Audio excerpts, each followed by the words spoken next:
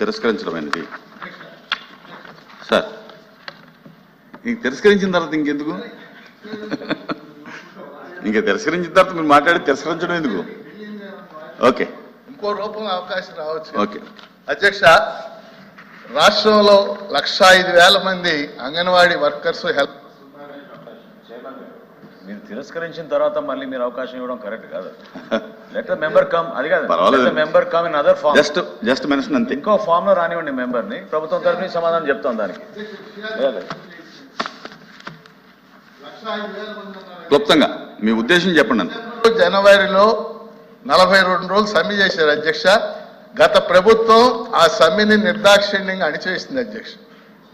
ఈ ప్రభుత్వం అంగన్వాడీలను పిలిచి చర్చించి ఆ అంశాలని వారితో, ఆ యూనియన్స్ తో చర్చించాలని మీ ద్వారా ప్రభుత్వాన్ని కోరుతున్నాను. I have to acquaint the House that on 22nd day of July 2024, the Governor was placed to address the members of both the houses of legislature, and true copy of the address has been laid on the table of the House.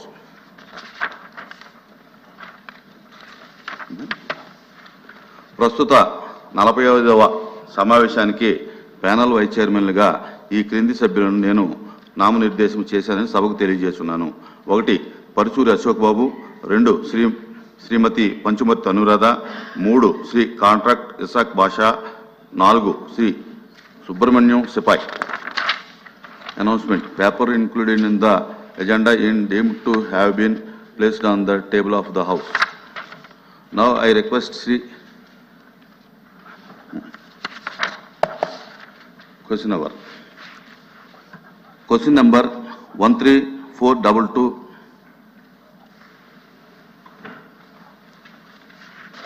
నమస్కారం అధ్యక్ష.